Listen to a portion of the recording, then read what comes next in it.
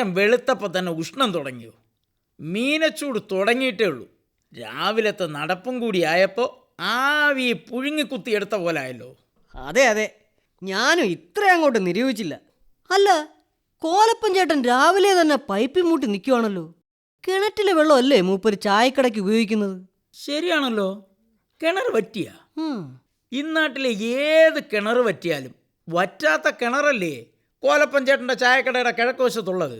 വെള്ളത്തിന് മുട്ട് വരുമ്പം നാട്ടുകാർ മൊത്തം കോലപ്പൻ ചേട്ടൻ്റെ കിണറ്റിൽ നിന്നാണ് വെള്ളം എടുക്കുന്നത്. തുലാമഴ തരക്കേടില്ലാതെ പെയ്തതുമാണല്ലോ. അല്ല, ഈ പൈപ്പിന്റെ മൂട്ടിലെ പാത്രമൊന്നും കാണാനില്ലല്ലോ. ഇതാ വരുന്നുണ്ട് കേട്ടാ. കോലപ്പൻ ചേട്ടാ. ഓ, അല്ല, പൊതു ടാപ്പിൽ നിന്നാണോ ഇപ്പൊ ചായക്കടയ്ക്ക് വെള്ളം എടുക്കുന്നത്? കിണറ്റില് വെള്ളം ഇല്ലേ? അന്യന്റെ പരേടത്തിലെ പച്ചപ്പുല്ല് കണ്ട് പശുവിനെ വളർത്തുന്നവനല്ല ഈ കോലപ്പൻ. അതൊന്നും നമ്പാൻ പറ്റുന്നതല്ല പിള്ളേ.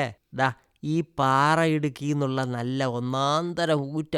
നമ്മളെ കിണർ അങ്ങനെ ഇങ്ങനെയൊന്നും പറ്റൂല. പിന്നെ എന്തു പറ്റി?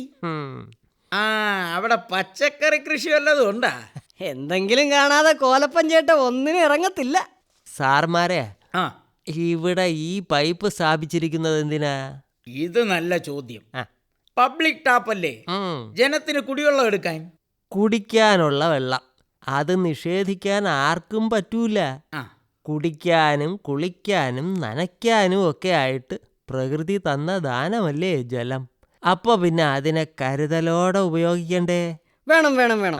ജലസമ്പത്ത് പാഴാക്കാതെ ഉപയോഗിക്കണമെന്നും ഭാവി തലമുറയ്ക്കായി കരുതാൻ ജനങ്ങളെ ബോധപ്പെടുത്തണമെന്നുമാണ് ജലവിഭവ വകുപ്പിന്റെ നയം. ജലസുരക്ഷയുടെ പേരിൽ എന്തുമാത്രം പരിപാടികളാണ് സർക്കാർ നടത്തുന്നത്. ജനസമ്പർക്ക പരിപാടി, സെമിനാർ, ശില്പശാല, അങ്ങനെ എന്തെല്ലാം. അതൊക്കെ ഏട്ടിലെ പശുവല്ലേ സാറേ. ഞാനും പോയിരുന്നു നമ്മുടെ പഞ്ചായത്ത് ഹാളിൽ നടന്ന ജലസുരക്ഷാ സെമിനാറിന്.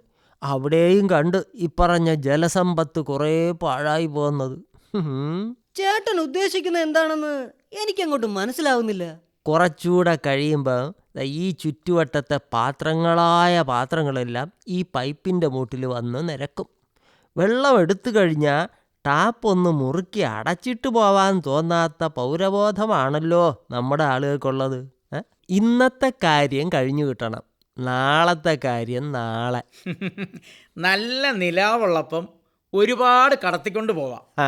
പെട്ടെന്ന് ആ വെളിച്ചം അണഞ്ഞാലോ, അല്ലേ? അതാരും ചിന്തിക്കുന്നില്ലല്ലോ. ഒന്ന് ചെയ്യുന്നത് മറ്റൊന്നിന് വളമായി തീരുമെന്നാ പറയുന്നത്. പക്ഷേ ഇപ്പോഴും മല ഇടിച്ച് വയലിലിട്ട് നികത്തുമല്ലേ. ഇങ്ങനെ അവിടെയും ഇവിടെയും ഒന്നുപോലെ മുടിച്ചാലേ നമ്മളെ 44 നദികളെന്നല്ല ഒറ്റ കിണർ പോലും ബാക്കിയില്ലാതെ വറ്റി വരളും. കേരളത്തിൽ ഒരു വർഷം പെയ്യുന്ന മഴ ദേശീയ ശരാശരിയേക്കാൾ കൂടുതലെന്നാ കണക്കുകൾ. പക്ഷേ ഈ മഴവെള്ളം എല്ലാം ഒഴുകി കടലിലേക്കല്ലേ പോകുന്നത്. അത്ര തന്നെ. സ്വന്തം പറമ്പിൽ മഴക്കുഴി ഉണ്ടാക്കി ഈ വെള്ളം കുറേയെങ്കിലും സംഭരിച്ചിരുന്നെങ്കിൽ മഴയ്ക്ക് ശേഷം വരുന്ന വറുതിയെ നേരിടാമല്ലോ. സാറേ, ഇങ്ങനെ നാക്കിനും ചിറിക്കും വ്യായാമം കൊടുക്കാനല്ലാണ്ട് എന്തെങ്കിലും ചെയ്യണമെന്ന ആത്മാർത്ഥമായി വിചാരിച്ചാലല്ലേ ചെയ്യാൻ പറ്റൂ. ഈ പ്ലാനും പദ്ധതിക്കുമൊക്കെ ഒരു ക്ഷാമവും ഇല്ല. പക്ഷേ അമ്പ് കുമ്പളത്തും വില്ല് ചേപ്പാട്ടും എയ്യാനുള്ളോൻ അയ്യന്തോളും എന്ന കണക്കാ കാര്യങ്ങൾ. വെള്ളം വെള്ളം സർവത്ര തുള്ളി കുടിപ്പാനില്ലത്രേ. പിന്നണിയിൽ രാജ്മോഹൻ കൂവളശ്ശേരി, ബിജു കല്ലുവാതുക്കൽ, റജു കോലിയക്കോട്. രചന രാജ്മോഹൻ കൂവളശ്ശേരി.